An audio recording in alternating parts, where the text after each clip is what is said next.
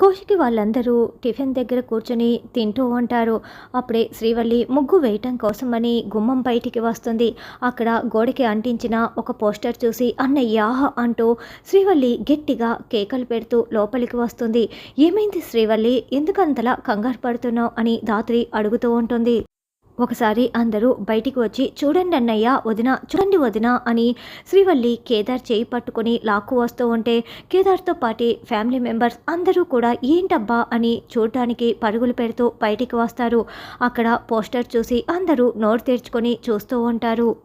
ఆ పోస్టర్లో సుధాకర్ శ్రీవల్లిలా బొమ్మలు ఉంటాయి. హృదయ విదారకమైన కథ. శ్రీవల్లి వారసురాలు. సుధాకర్ పెళ్లికి ముందే ఒక అమ్మాయిని తల్లిని చేసి ఆమె ఇంట్లో ఉండటం ఇష్టం లేక ఆమెను వారసురాలుగా అంగీకరించలేక ఆమెను వదిలించుకోవాలనుకొని ఆమెను చంపాలని చూశాడు. ఈ అన్యాయానికి ముగింపు ఏంటి, తల్లి కూతుళ్ళ పోరాటం అని ఆ పోస్టర్పై రాసి ఉంటుంది. అదేంటి, శ్రీవల్లి మామయ్య గారి అక్రమ సంతానం, ఈ విషయం తెలిసి శ్రీవల్లిని మామయ్య గారు చంపాలని చూస్తున్నారని ఈ పోస్టర్లో రాయటం ఏంటి అని ధాత్రి షాకింగ్గా అడుగుతూ ఉంటుంది. ఆ పోస్టర్ని చూసి మళ్ళీ అందరూ లోపలికి వస్తారు. ఇలాంటి అబద్ధాలని పోస్టర్లుగా తయారు చేసి ఎందుకు ఇంటికి అంటించారు అని సుధాకర్ అంటుంటే అసలు ఎవరు ఈ పని చేసుంటారని సుధాకర్ అంటాడు. దివ్యాంక నేనే ఇదంతా చేశానని అనుకుంటూ ఇంటి దగ్గర సంతోషపడుతూ ఉంటుంది. ఒకవేళ ఇది నిజమైతే అని కేదార్ అంటాడు.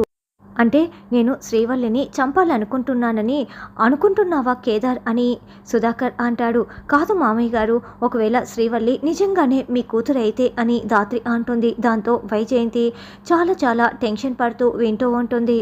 ఏదైతే జరగకూడదు తెలియకూడదు అనుకున్నామో అదే తెలిసిపోయింది కదా అని యువరాజు మరింత కంగారు పడుతూ ఉంటారు.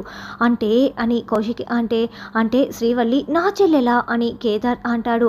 ఒక్కసారిగా శ్రీవల్లి అన్నయ్య అంటూ కేదార్ని హక్ చేసుకొని ఏడుస్తూ ఉంటుంది. దాంతో సుధాకర్ కూడా శ్రీవల్లి నా కూతురా అని అనుకుంటూ ఉంటాడు.